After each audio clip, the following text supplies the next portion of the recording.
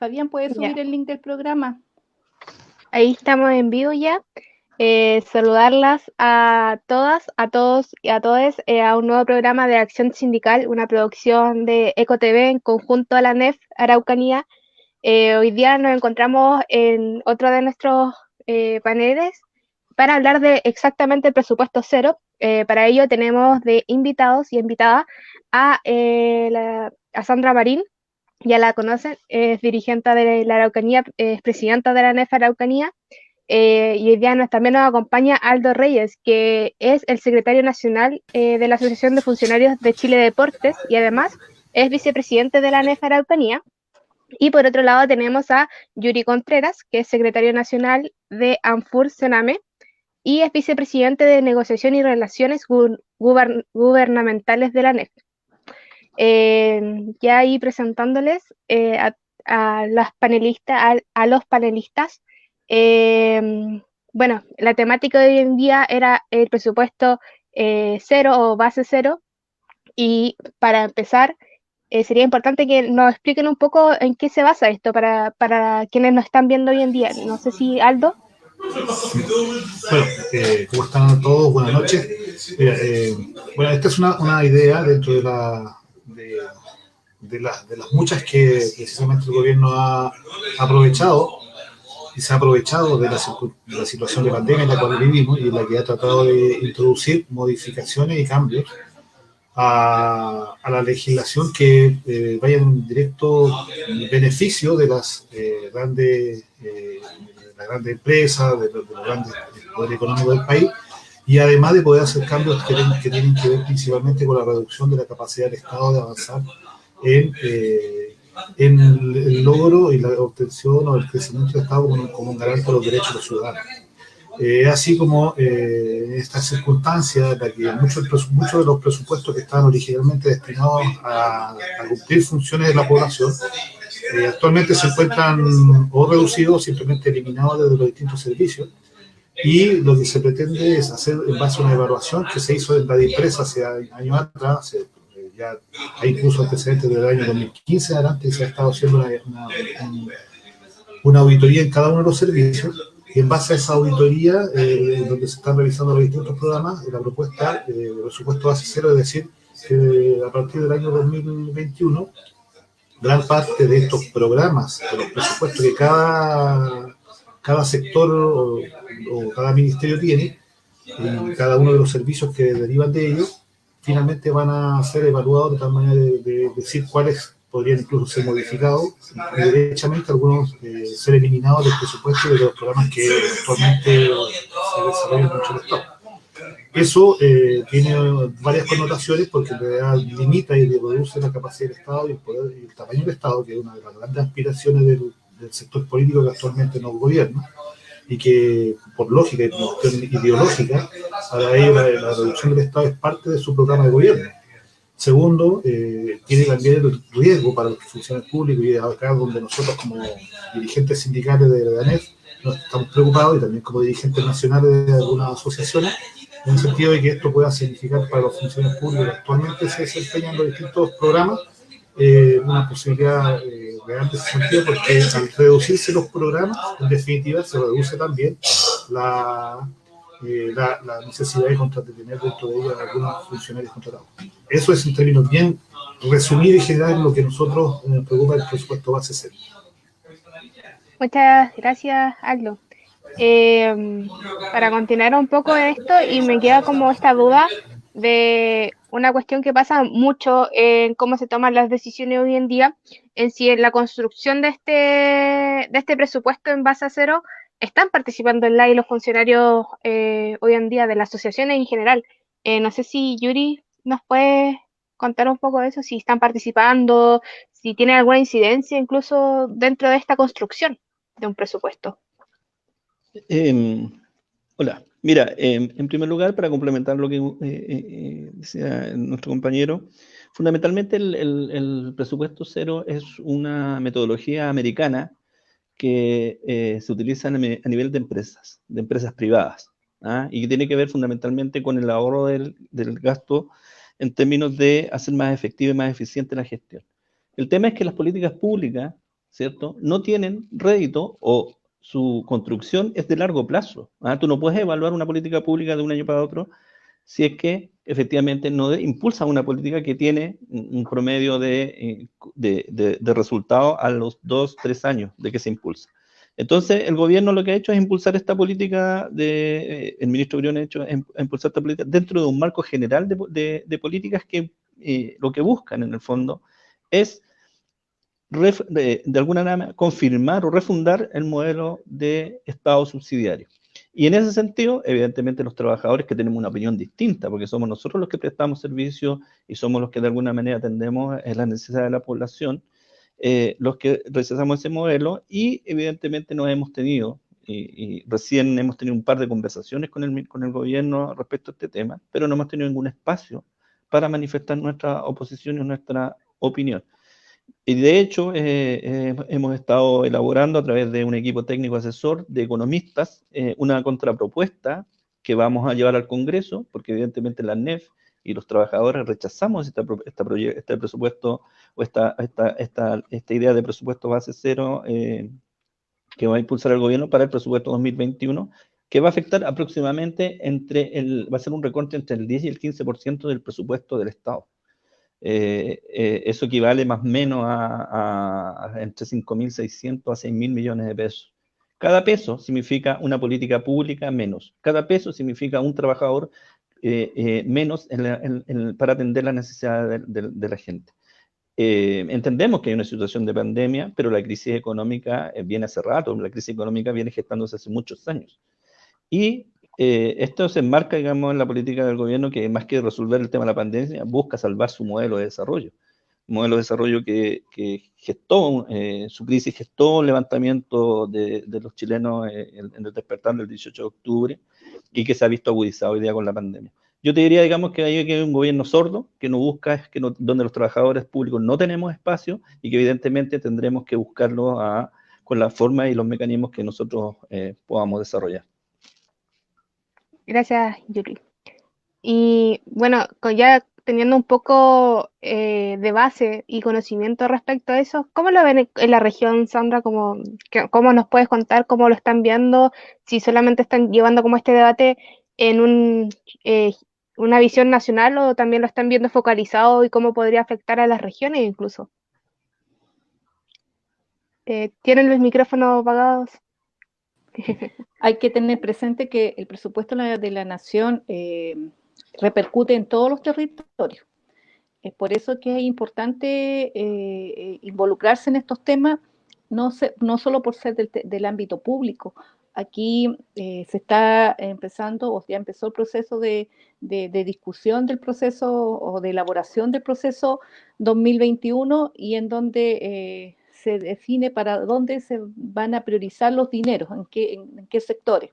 Por eso es preocupante cuando se habla de este nuevo concepto del presupuesto cero. Yo llevo más de 25 años trabajando en la administración pública y justamente en la unidad donde yo trabajo se trabajan los temas de presupuesto y este es inédito porque es primera vez que se empieza a mencionar esto de presupuesto cero. Entonces uno dice, ¿de dónde sale esto? Y tal como señala el compañero Yuri, aquí va a haber un descuento, un porcentaje importante en relación al año 2020, a lo vigente, y esto repercute en pérdidas de programas, y aquí hay que entender que los programas son derechos, ¿ya? Son derechos que reciben las ciudadanos de este país. Y por otra parte también amenazan se puede amenazar con estabilidad laboral, ya que estos programas los ejecutan los trabajadores públicos. Y nosotros somos los encargados de hacer llegar los derechos a cada una de las personas que asisten a cada uno de los servicios. ANEF hace ya un mes partimos con la sensibilización de este proceso porque es nuevo, como le repito, en todos los territorios y se están realizando también seminarios en las zonas, ya no solamente con los funcionarios o las funcionarias públicos del sector público, sino también con los dirigentes sociales, para que de alguna forma vayamos empoderándonos y también generando control social de lo que se está haciendo. Muchas gracias, Sandra. En torno a lo que ya hemos estado dando el pie y la discusión, bueno, ya sabemos que el gobierno ha avanzado en esta política de reducir el Estado y reducir las carpetas de este o de los ministerios incluso. Hemos visto antes de la crisis incluso que se han reducido ciertos gastos, que sobre todo son materias de educación, materias de salud, y hoy día vemos las consecuencias, por ejemplo. Pero quizás para ir dándole vuelta y que se genere como esta discusión y esta importancia al tema, ¿cuál es el efecto que este tendría en las carpetas presupuestarias, por ejemplo? Si bien se reduce una gran cantidad del presupuesto en general, ¿cómo esto se ve como afectado desde las carpetas, como por así decirlo, de los programas y de los ministerios o del sector público en general? No sé si Yuri nos puede aclarar. Mira, en general los recortes se realizan, digamos, en los subtítulos que componen, digamos, el presupuesto. El presupuesto compone el subtítulo 21, 22, que es inversión, 24, etcétera, perdón, que 22 es gasto y 24 es inversión, y así en otros ítems cada recorte significa que el nivel de atención del Estado hacia los ciudadanos va a disminuir en calidad y en cantidad. ¿Ah? Hay ejemplos, está el compañero de deportes, los cierres programados o los recortes programados que ha hecho Briones en este año han provocado el cierre de programas tan importantes como el del CERNAM del 24/7, de atención a víctimas de violencia a la mujer. En el caso de deporte, entiendo, digamos, que hay casi algo de 3.500 profesores que prestaban atención, ¿cierto?, en las distintas comunidades me digo, gimnasia educativa y productiva, etc. Entonces, si esas señales que se dieron este año van a ser absolutamente estructurales a partir del próximo año, quiere decir que las rebajas presupuestarias que se hicieron hoy día en base al ahorro, el próximo año van a estar evidentemente eliminadas de la política pública. Aquí hay afectaciones importantes, no solamente está el tema del rol que cumple de la pérdida de fuentes laborales, también está la pérdida de ciertos beneficios, ciertos derechos.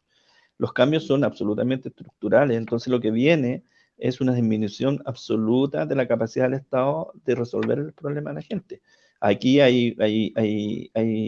la gente piensa, digamos, que el Estado es un todo, digamos, que funciona como una empresa y cuya rentabilidad es lo que hace el Estado más eficiente.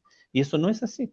El Estado es la forma en que los ciudadanos, después de 200 años de lucha, han logrado conquistar sus derechos, y el Estado lo que hace es entregar esos derechos y esas luchas o esas conquistas durante tantos años de lucha. Entonces lo que se está perdiendo acá son beneficios obtenidos por la ciudadanía después de años de demanda, después de años de avance tanto los movimientos sociales como de los ciudadanos en su conjunto. Y evidentemente cada partida, y yo insisto en eso, cada peso que se disminuye significa que un ciudadano va a dejar de recibir un beneficio o va a perder un derecho. Entonces, a mí me parece importante entender que no es un problema de los funcionarios públicos, tal como dice Sandra, sino que es un problema de la ciudadanía en general, y evidentemente lo que ha buscado el gobierno con esto es aplicar una política dentro de un marco que le permita asegurar este modelo, como les decía, subsidiario, porque efectivamente, si hay procesos de cambio constitucional, vamos a moldear un distinto país. Nosotros esperamos, digamos, que también se moldee un distinto rol del Estado, y por lo tanto terminemos con un Estado subsidiario y el Estado empiece a regular ciertos aspectos de la vida que en la pandemia han sido demostrados, digamos, que el sector público no lo hace bien. Por ejemplo, devolverle al Estado la salud pública y fortalecerla para que efectivamente en situaciones todos tengamos derecho a acceder a ella, la educación, ¿cierto? En el caso yo soy santiaguino, en el caso del transporte, que acá ha sido un caos todo esto, y por lo tanto, áreas que hoy día el uso del agua, el uso de los servicios básicos, que hoy día que han sido privatizados, que se han mantenido privatizados, esta lógica lo que busca es evitar que en algún momento en un proceso democrático y constitucional podamos devolvérselo a cumplir el rol del Estado. Entonces, hoy día, la pérdida es amplia y grande con este presupuesto cero. Amplia para todos los sectores ciudadanos, no para los que trabajamos en el Estado. Muchas gracias, Yuri. Bueno, como creo que sí nos va quedando más o menos claro que quizás podamos profundizar un poco en eso, ejemplificándolo. Por ejemplo, bien lo decía Yuri, Aldo representa el área del deporte en Chile, un área que históricamente se ha denunciado que no se invierte lo suficiente en el deporte, por ejemplo, olímpico, que es específico, y no sé si Aldo nos puede comentar cómo se vería afectado su programa o su área laboral en este sentido, y no solamente el área laboral, sino que el área social que representa. Mira, bueno, de hecho, dentro del presupuesto del Estado, nuestro sector, el sector deporte, es el que tiene el presupuesto más bajo de la nación. Somos el servicio con menos recursos del Estado. Eso, partimos desde esa premisa, desde ese punto de partida, nos determina que la prioridad que tiene principalmente el Estado de Chile y los distintos gobiernos que han estado desde el retorno a la democracia y también en particular este gobierno, es un incremento bastante menor en relación a la inversión que se debe hacer en este sector, que para nosotros que trabajamos y que somos parte de una forma de ver la actividad física y el ejercicio como un derecho, incluso nosotros lo consideramos incluso un derecho humano. Porque en definitiva los aprendizajes de los niños, y ahí es donde yo le planteo a Yuri todo lo que decía recién de Yuri, en el sentido de que el programa o los programas que nosotros desarrollamos este año tuvieron un recorte sustantivo. De hecho, a nosotros se nos redujo el presupuesto regional en más de un 50% de lo que nosotros teníamos programado para desarrollar talleres. En estos momentos, en la región de la Araucanía, hay más de 270 profesores, instructores y monitores que no fueron contratados producto de una decisión tomada desde la Dirección Nacional en base a la instrucción que entregó desde nivel central mediante de oficio de Hacienda para detener la contratación de todos estos profesores que estaban listos para iniciar sus programas en el mes de abril. Quedaron en la región más de 7.000 niños y niñas, en el caso del programa que yo dirijo, sin la posibilidad de participar de actividades. De hecho, en esta situación de pandemia, hemos logrado implementar, a pesar de eso, con 11 talleres que estaban funcionando, que los niños se mantengan activos, y hemos podido ayudar a que mediante la actividad física, los niños y niñas que participan en este programa puedan disminuir los efectos que tiene el encierro y el no poder salir en fondo a la calle y estar permanentemente frente a la presión de que puedan algún familiar o la situación que se vive día a día en las noticias también le afecte psicológicamente y lo que tiene que ver en su vida emocional. La actividad física, y aquí voy a hacer un poco de publicidad en relación a mi área de trabajo, tiene un gran impacto en la reducción de las ansiedades y los problemas incluso conductuales de algunos niños, en términos de ayudar a controlar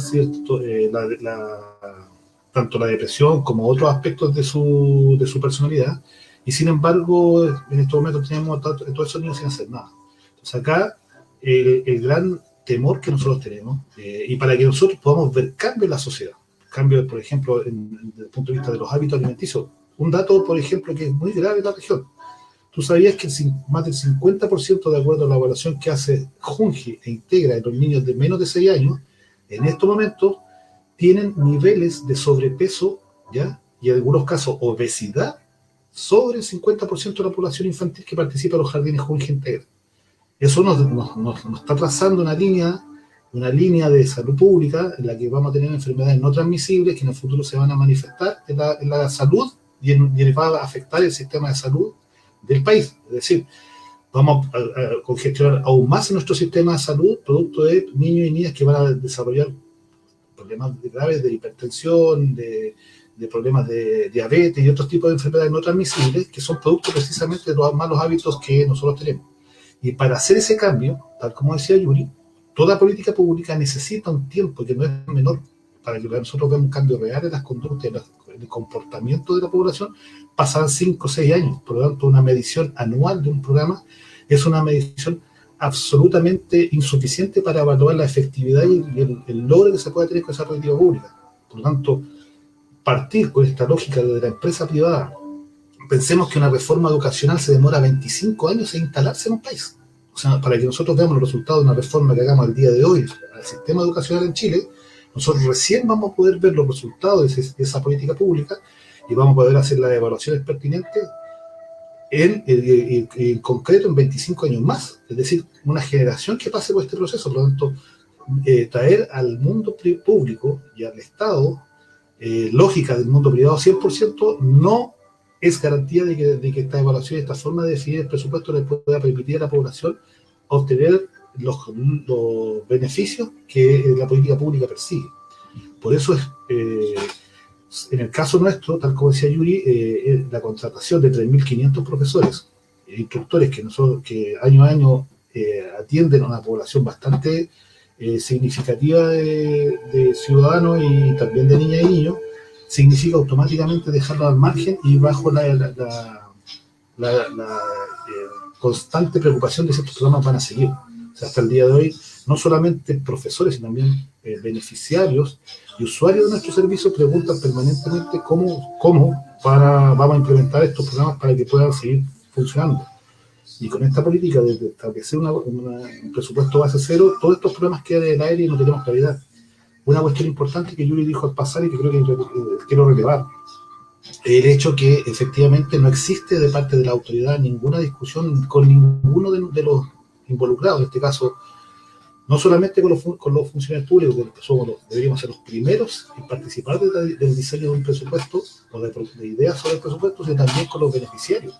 Muchas de las políticas, y gran parte de las políticas que este gobierno ha implementado son discutidas y resueltas en un círculo bastante cerrado al cual no tenemos acceso. Por eso que todos estos programas, el ejemplo más claro lo tenemos nosotros, están siendo cuestionados y están corriendo un riesgo serio de ser eliminados dentro de la estrategia de intervención y de mejora de la calidad de vida de la población chilena. Claro. Muchas gracias, Aldo. O sea, yo creo que ahí nos da un claro ejemplo de cómo afecta en uno de los tantos programas del Estado, en realidad, más que del gobierno. Pero aquí le dejo un poco también el pase a Sandra, porque también ella es dirigente, pero también pertenece a una de las áreas públicas fundamentales en nuestra región, en nuestro territorio, y que es la CONADI. O sea, aquí tenemos una gran, vivimos con dos naciones y donde la CONADI al final tiene un rol importante que jugar acá y que si se ve afectado su presupuesto, claramente se ve afectado también las relaciones que ésta pueda empezar a concretar o lo que puede empezar a trabajar o los mismos programas que ésta tiene.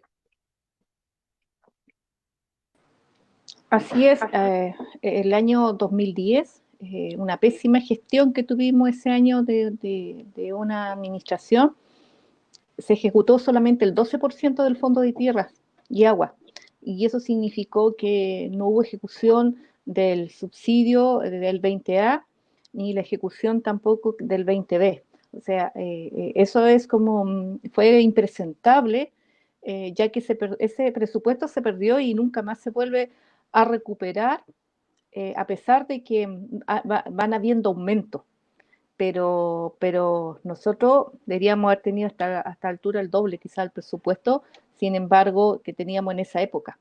Entonces, el tema del presupuesto es tan importante para los derechos, porque aquí, obviamente, que comunidades y personas pertenecientes particularmente al pueblo mapuche perdieron la oportunidad de adquirir y ampliar su territorio, como también recuperar predios que están en el 20B, que son predios en conflicto. Y generalmente se van tomando estos presupuestos donde piensan algunos que hay mayor cantidad de recursos, se van disminuyendo cuando el Estado requiere o el gobierno requiere dinero, va recortando programas, como le pasó al Cernamés, como le pasó a Deporte. sin medir el costo de que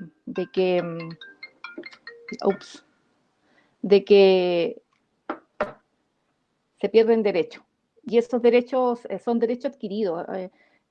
Aquí tenemos que tener en claro y internalizarlo cada uno, que los derechos no son beneficios, no son favores. Los derechos se ganan y se trabajan.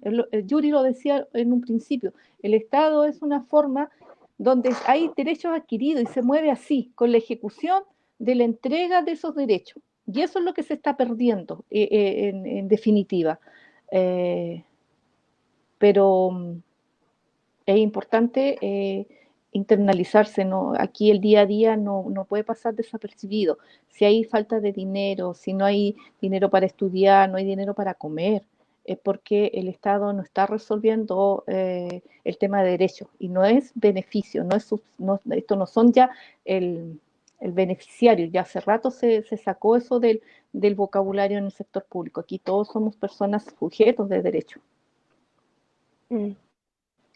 Muchas gracias, Sandra. De hecho, ahora se me viene a la mente una cuestión que me parece fundamental de visibilizar, que durante las protestas sociales que vivimos en octubre también salió un tema súper importante que era el Sename, y ahí Yuri me puede apoyar un poco, que si bien se ha luchado por el derecho a la infancia, sabemos que este servicio nacional que presta el Estado ha tenido bastantes complicaciones ya, también tiene bastantes problemas de los presupuestos quizás, entonces también se vería bastante afectado. No sé cómo lo ven desde ahí, Yuri, si nos puedes contar también, que creo que igual es fundamental porque estamos hablando de las generaciones futuras de nuestro país, que ya están en una posición de vulnerabilidad, como se les suele llamar.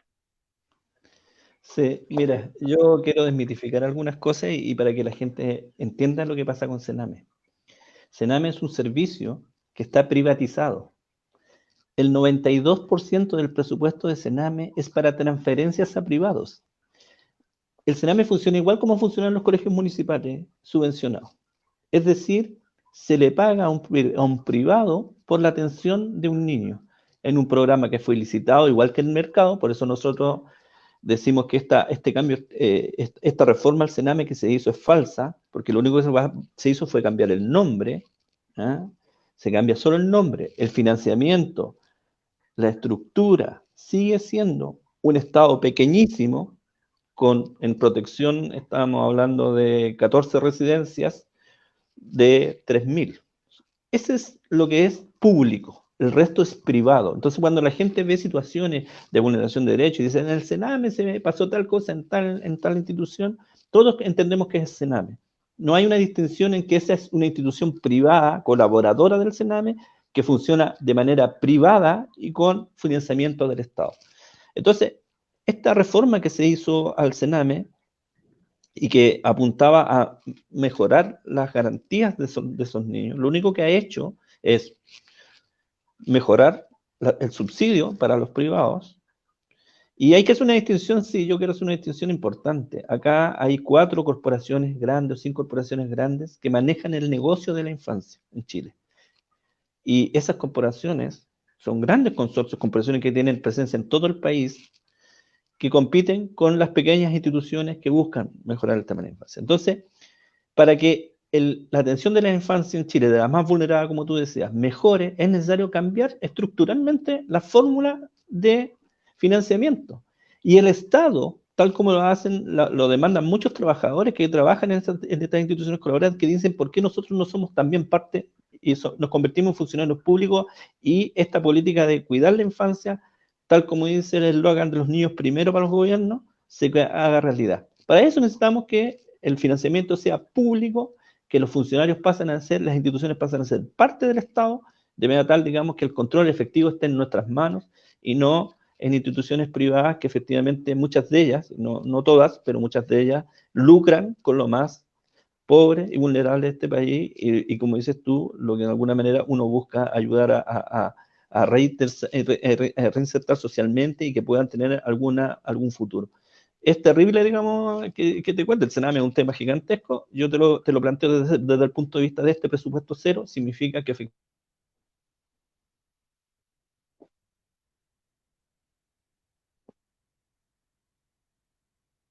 Se quedó pegado, creo, ¿no?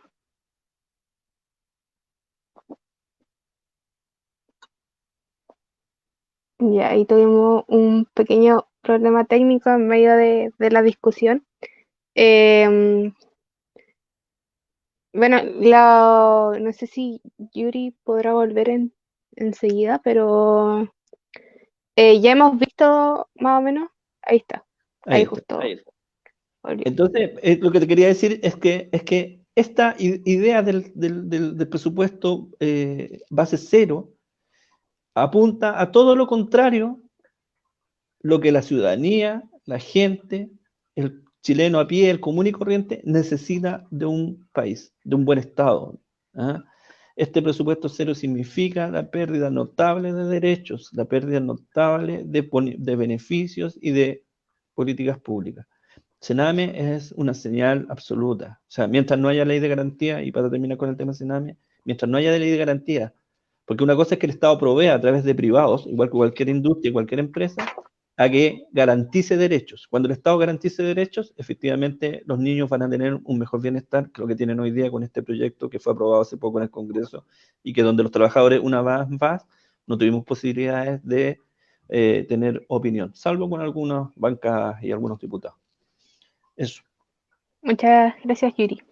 Em, bueno, ahora que creo que tenemos un panorama un poco más amplio, un poco más grande, me gustaría abrir un poco el debate porque, bueno, como lo mencionaba hace unos meses atrás, vivimos una de las protestas más grandes desde el llamado retorno a la democracia, donde también se exige el cambio de constitución a partir de una denuncia masiva hacia la ausencia del Estado en muchas materias. O sea, hoy día tenemos un Estado subsidiario que se pone en cuestión en cómo funciona Chile en base y cuál es su rol eh, hoy en día y cómo incide y cómo podemos mejorar el sector público. O sea, si tenemos problemas en el sector público es por una falta de financiamiento muchas veces, pero al parecer este proyecto viene a decir todo lo contrario.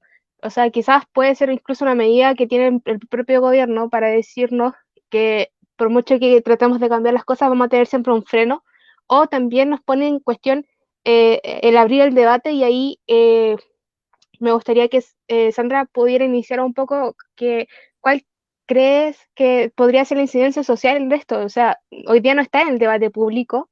Hoy día tenemos bastantes cuestiones que están en el debate público porque hay una cuestión más reaccionaria y cómo solventamos la crisis vivida ahora, pero cómo la proyectamos un poco más allá.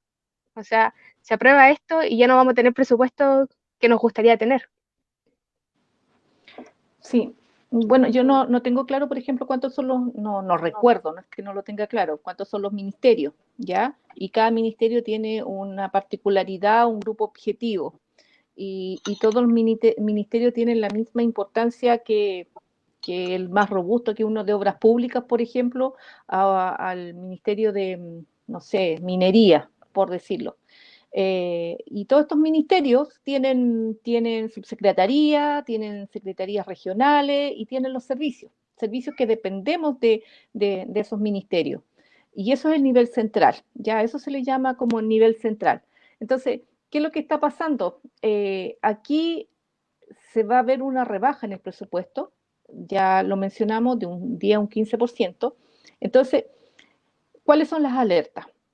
Es que los propios trabajadores del sector público, los propios dirigentes, pongamos harta atención y harto ojo cómo se está trabajando el presupuesto en cada uno de los servicios, para ir viendo qué programa se quiere eliminar. Porque cualquier programa que se elimine van a haber costos, y que son costos en el derecho o costos también de lo más lamentable, y con el ejemplo que dio el Yuri está súper claro cómo se disminuye el Estado. Un 92% dice que son de gastos de transferencia, o sea, la ejecución por parte de lo que son trabajadores públicos es la nada, todo se hace a través de terceros. Y eso es lo que se quiere, pues este sistema lo que quiere es disminuir el Estado.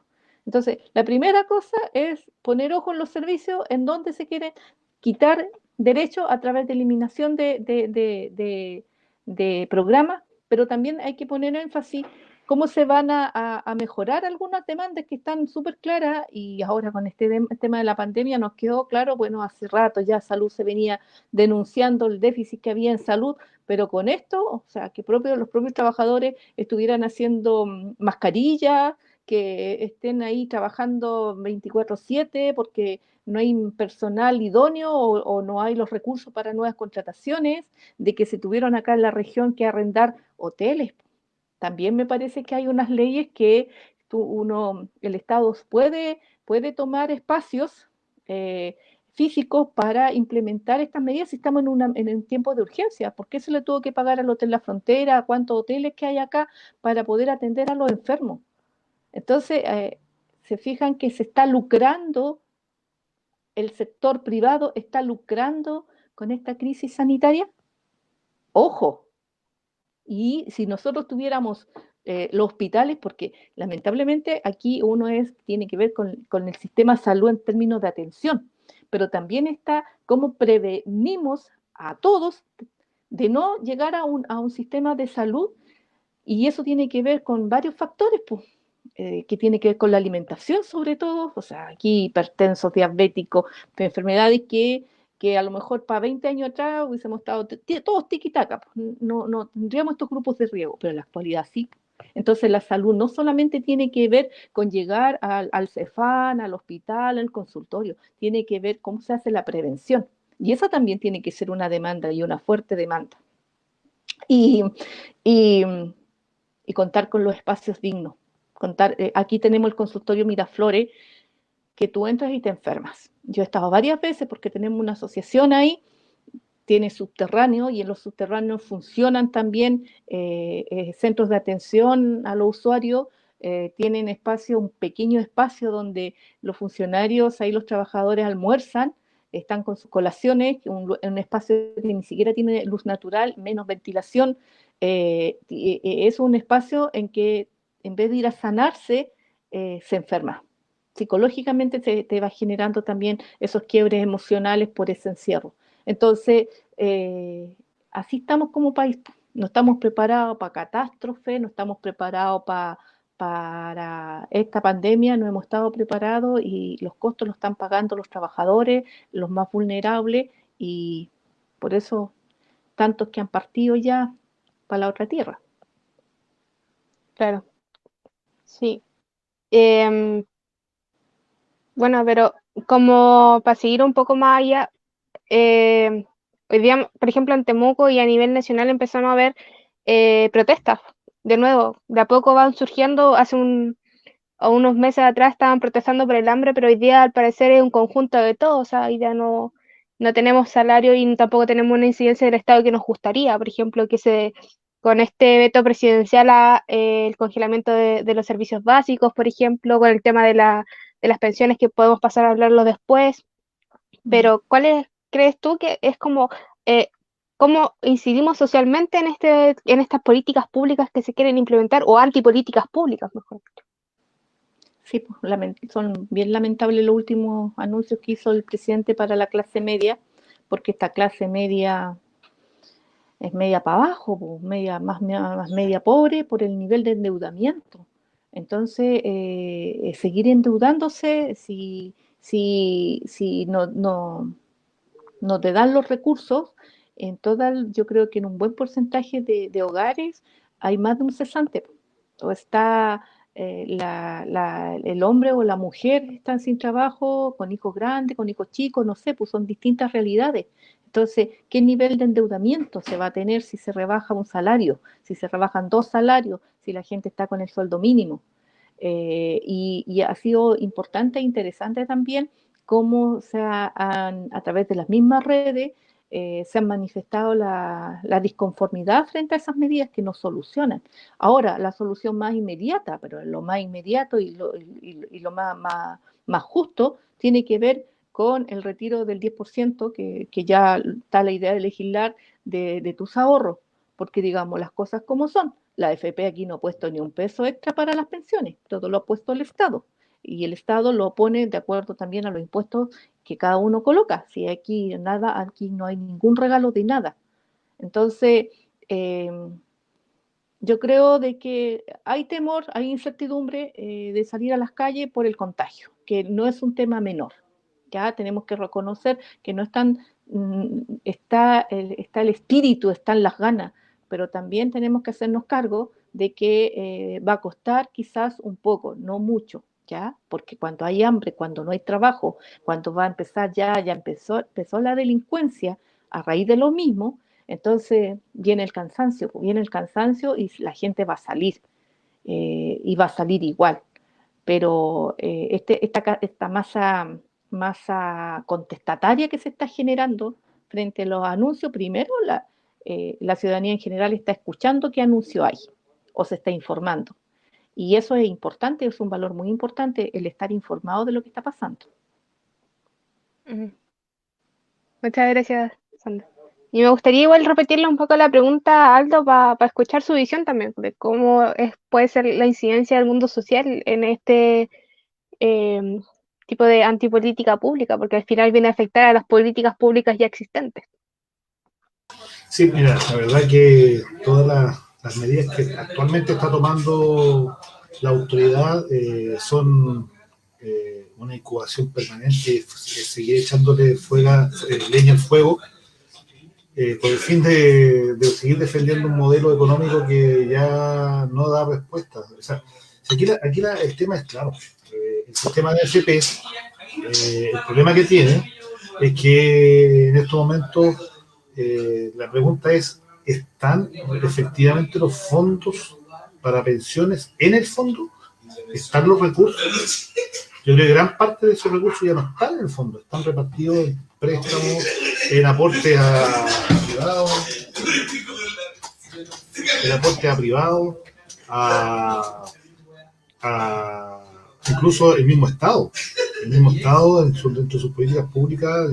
Yo creo que queda en evidencia, o tengo la sospecha de que gran parte de esos recursos han sido utilizados para implementar otros tipos de políticas o gastos públicos que la verdad que no han sido devueltos. Entonces, yo tengo mis sospechas de que ese 10% que se le niega a la clase media para que no se tenga que endeudar, porque todo apunta a un sobreendeudamiento, a endeudarse. Me acaba de llamar el Banco Estado, me acaba de llamar a mí el Banco Estado, para ofrecerme repactar 6 meses del dividendo de la casa donde vive mi hija, y que esos 6 meses se repactan a cuota cero, supuestamente, sin intereses, cero interés en lo que queda resto de los dividendos que tendría que pagar.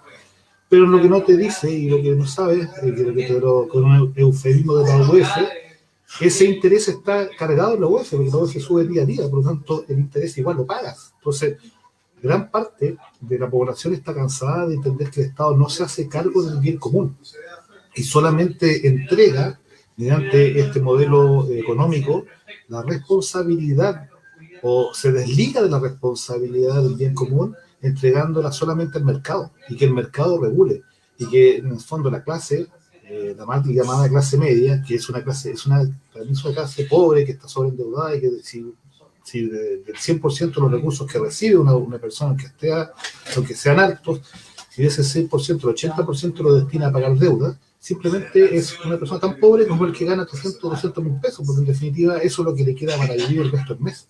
Entonces, que el Estado y que el gobierno siga insistiendo en estas políticas es un combustible más que potente para lo que se viene más a futuro. La idea de que esto iba a acabar, producto del llamado a la discusión de la nueva Constitución, se ve minimizado producto además de que hay voces y están en interés del establishment de no permitir una reforma y buscar la forma de posponer esta decisión ciudadana. Entonces, las condiciones para una nueva constitución post-pandemia están más que presentes y cada vez se fortalecen más con estas políticas erráticas de un gobierno que simplemente no quiere entender que la forma de atender a una pandemia como esta es más Estado. Países ultra marxistas-leninistas como Corea del Sur, como Japón o como Indonesia, que son países absolutamente capitalistas, han respondido con más presencia del Estado. Y Chile sigue apostando a que en el fondo a que aumente las deudas para poder hacer frente a una pandemia como esta. Y eso es algo que en realidad ya le da ni el sustento y la posibilidad de que la sociedad chilena lo pueda seguir aceptando. Muchas gracias, Aldo.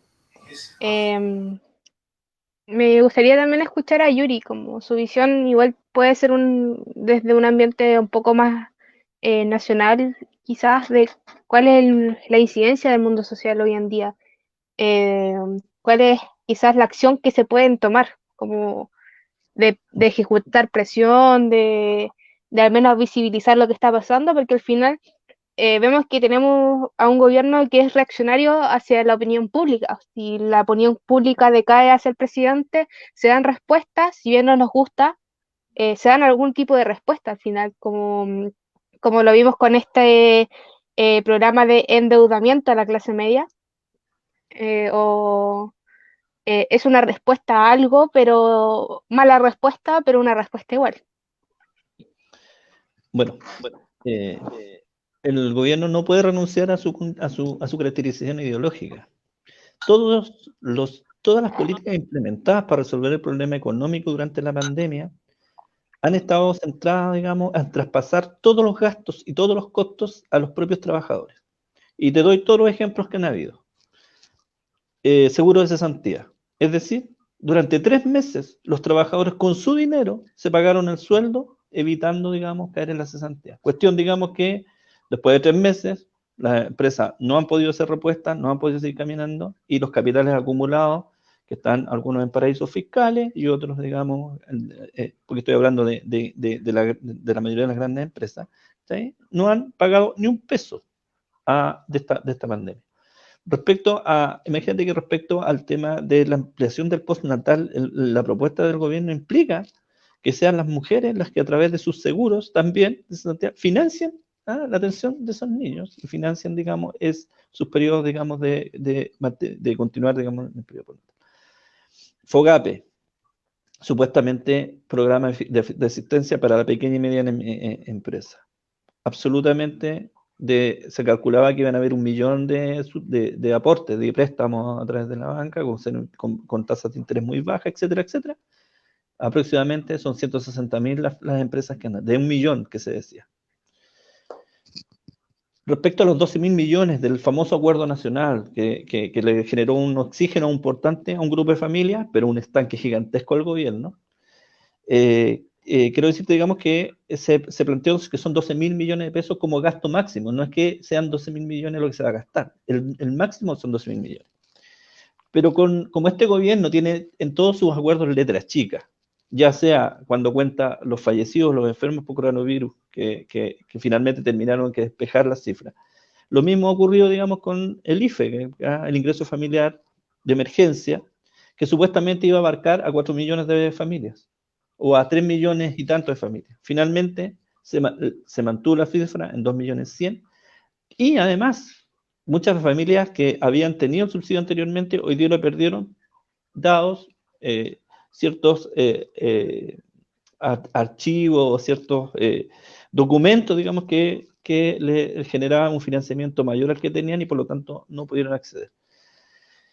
Entonces, si uno saca la cuenta de esos 12.000 millones de pesos que hoy día está entregando el gobierno, solo un tercio, aproximadamente 3.000 a 4.000 millones, van a ir a las familias. El resto va a ser enviado al salvataje de las llamadas empresas, ¿cómo se llama? Las empresas, se me olvida el concepto que es, no son empresas esenciales, pero voy a usar el concepto de empresas estratégicas, las empresas estratégicas, como paradojalmente las líneas aéreas y algunas otras empresas que supuestamente son las que hacen el mercado. Entonces, frente a esa situación, y en la medida que la gente se va dando cuenta de que no le llegó la caja, no le llegó el subsidio, el subsidio de cesantía se le terminó, el IFE, no pueden postular al IFE porque no están en condiciones. Lo que va a ocurrir, tal como dicen los compañeros anteriores, es que en definitiva aquí el estallido social que tuvimos el 19 de octubre se va a multiplicar por 2.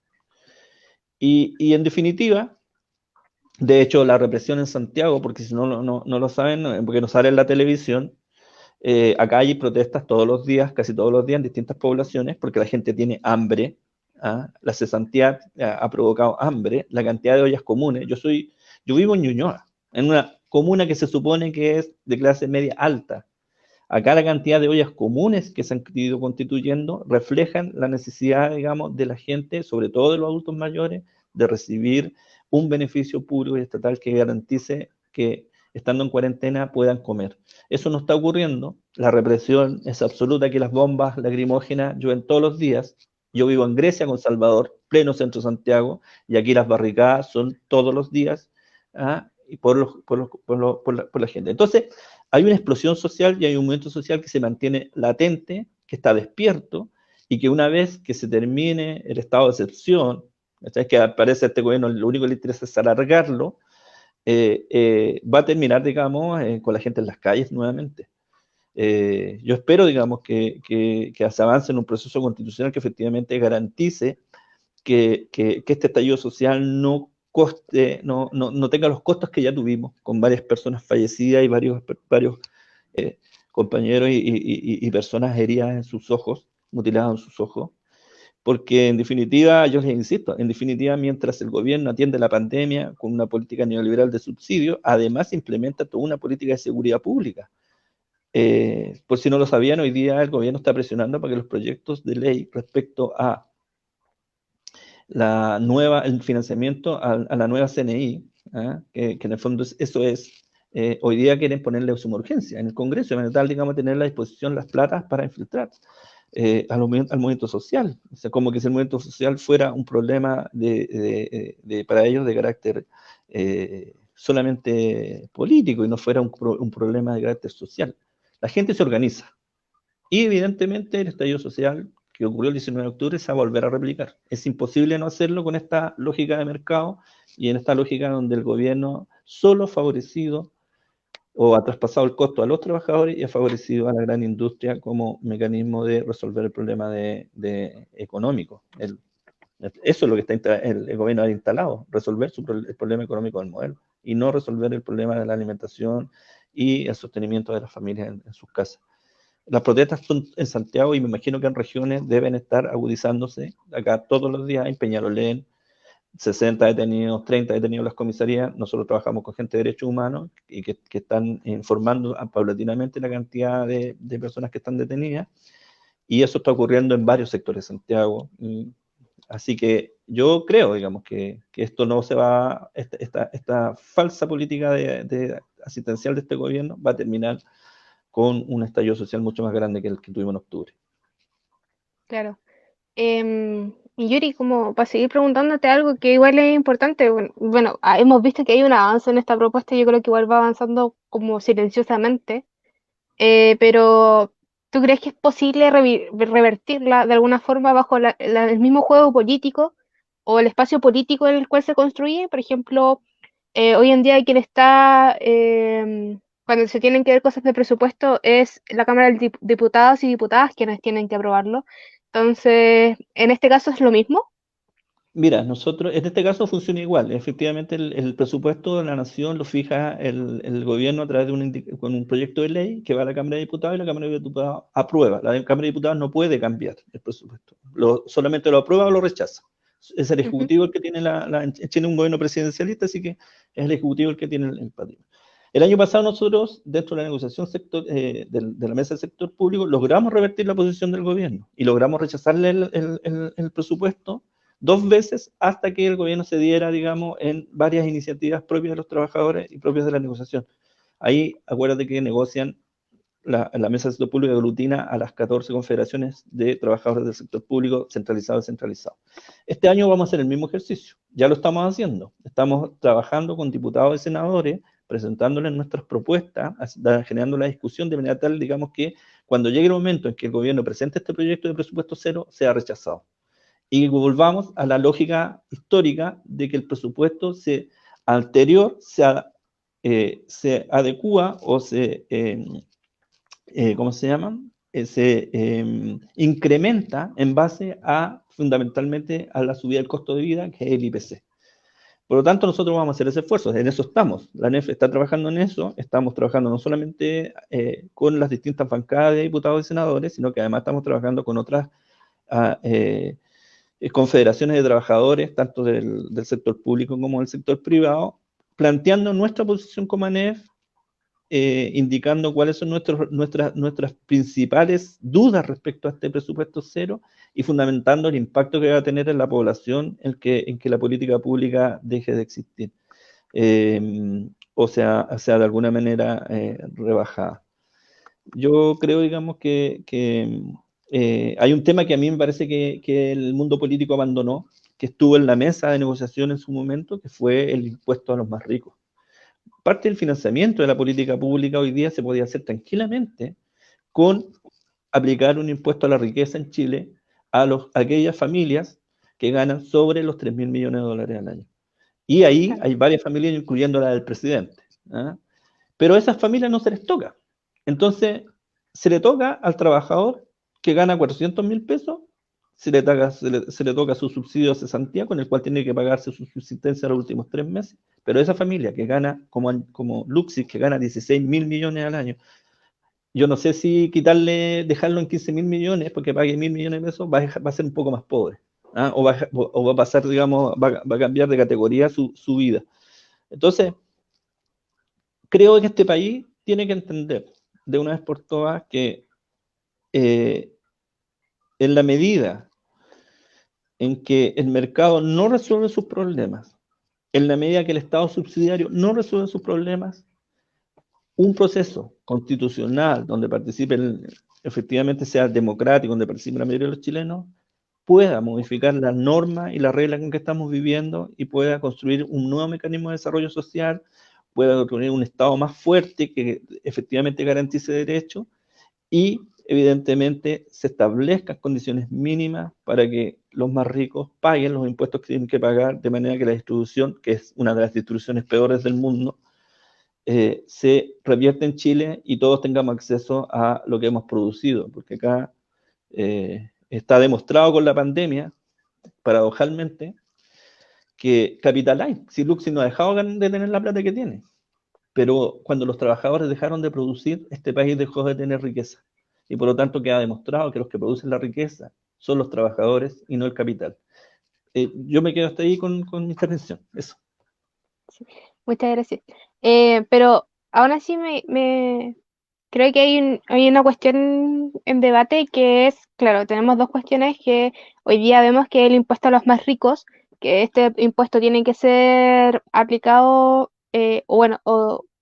direccionado desde el presidente, quien es quien tiene que firmar esto, más que la Cámara, ya que desde la Cámara surge la propuesta, pero todavía no hay avances.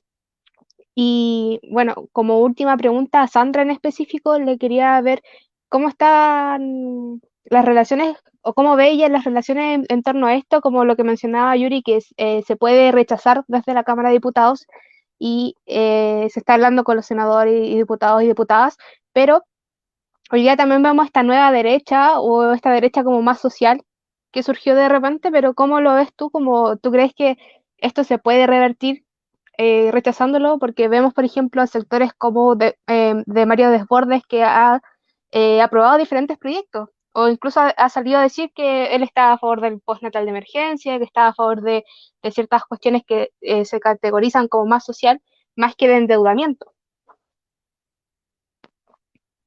Está apagado tu micrófono, Sandra. Ahí Bueno, sí. hay que tener presente de que la ley de partidos políticos no obliga justamente a los parlamentarios a escuchar en forma efectiva a la militancia para poder validar proyectos que son demandas populares. Y eso es, las leyes están hechas para proteger, financiar, apoyar, apapachar, cuidar, así como que nadie ni les pase ni una cuestión, solamente a los empresarios. Para eso están las leyes, no para los trabajadores, no para el pueblo pobre, no es para el pueblo mapuche, solamente para los empresarios. Desde ese punto de vista, todos hemos estado mal, porque recordemos la reforma laboral. ¿Por qué tanta precariedad ahora tenemos con los sectores privados? Con esto del bono de cesantía que lo están utilizando y cuando cumplan los 3 meses, qué sé yo, van a empezar los despidos y no van a tener sus recursos para poder mantenerse. Entonces, no hay garantías para los trabajadores y solamente hay para los más ricos, para ese porcentaje, ese pequeño porcentaje de grandes empresarios. Se nos viene el miércoles el tema del 10% del retiro de la AFP. Y aquí, trabajadores, trabajadoras, aquí sí que tenemos que dar la pelea a todos porque aquí hay que ser un gallito. Somos nosotros, somos nosotras contra la AFP, contra los empresarios. Porque a nosotros nos descuentan todos los días de cada mes y después lo van a entregar a las administradoras y ahí están esperando Lusinger, Mate, Solari, estos empresarios, están esperando que lleguen nuestros recursos frescos y ellos lo retiran en préstamos que son con intereses de nada, y que después a través de la banca ellos mismos nos prestan a nosotros nuestro dinero y los créditos son 20, 30, hasta 40% más caros en cuanto al interés, ¿ya? Entonces, ¿qué es lo que tenemos que hacer? Tenemos que jugarla. Cada uno tiene que ver cómo lo vamos a hacer, utilizando las redes, utilizando los contactos, llamar a los parlamentarios, colgar carteles, colocarlos en los autos, en las ventanas, pero se tiene que probar este 10%, porque es una de las alternativas que tenemos para la sobrevivencia. Pero aquí es una pelea del pueblo contra los empresarios, y así hay que tomarla. Así hay que tomarlo. No es así porque aquí los que están manipulando a un sector aunque existan esto que tú señalas de lo social, no, aquí este es un sector que así como horrible, todos sus dichos. Denunciamos también a ese hombre que aparece en pantalla y que los matinales también ocupen espacio en tener hombres como ese, maltratadores, que se ríe de la pobreza, donde hay auspiciadores. Y aquí todos deberíamos apagar el televisor en las mañanas y no ver a esa gente tan déspota, hacer protesta. La protesta se hace en la calle, se hace en la barricada, como lo decía el Yuri, pero también tenemos que utilizar las otras protestas, apagar los televisores cuando salga esta gente que es nefasta. Nos tratan como el forro y nosotros por tener encendido el televisor, viene el auspiciador y ganan ellos y nosotros, ¿cómo estamos? Estamos como el forro. Entonces, el tema es que tenemos que jugarla en estos días hasta el miércoles, primero una tremenda unidad a través de todos los espacios que podamos tener para que presionar y que se legisle en cuanto al 10%. Después viene el Senado, y lo más difícil, ahí complica la cosa, porque ahí uno no sabe al final en quién puedes confiar, peor todavía. Pero tenemos que seguir con esto. Es la única forma que cambiemos como país, es que, como decía nuestro gran Clotario Blest, la unidad de los trabajadores nos hará invencible. Si nosotros estamos unidos contra estas medidas neoliberales que nos están precarizando cada día más, podemos revertir la situación en este país. Pero se necesita, entendamos que la unidad es importante. Muchas gracias, Sandra. Bueno, ya estamos terminando nuestro programa del día de hoy. Agradecerle a las y los invitados, también a quienes han comentado, por ejemplo, Doris Hank dice que es importante que las y los funcionarios públicos puedan comprender las repercusiones sobre los derechos ganados por las y los trabajadores y de ser aprobado el presupuesto cero. Claro, yo creo que se refiere a proteger todo derecho que se ha obtenido en todo este tiempo. Marco Maripán Santos dice: saluda a la NEF Araucanía, el gobierno ya ha decidido iniciar el año 2021 con un presupuesto como máximo asociado al 90% del presupuesto 2020. Eso quiere decir que ya se han definido reducir gastos sociales en un 2% el próximo año y se están evaluando dónde reducirlos más. ¿Y ese dinero a dónde irá? El salvataje de las empresas privadas estratégicamente. Claro. Y eso igual es una buena reflexión. Y José M. Bond dice: no es raro que se quiera inyectar recursos a aparatos represivos y de inteligencia si se piensa que incluso para el COVID su control se ha usado con mayor atención a las fuerzas de orden que a los cuerpos técnicos de salud. Esos han sido los comentarios de hoy en día. Bueno, agradecerle a los invitados, a Sandra, y como saben, todos los martes a esta hora tenemos nuestro programa que es Acción Sindical, producido por EcoTV en conjunto a la NEF Araucanía. Eso. Muchas gracias. Gracias a ustedes. Adiós. Hasta luego. Chao, chao. Hasta luego, Pecayal.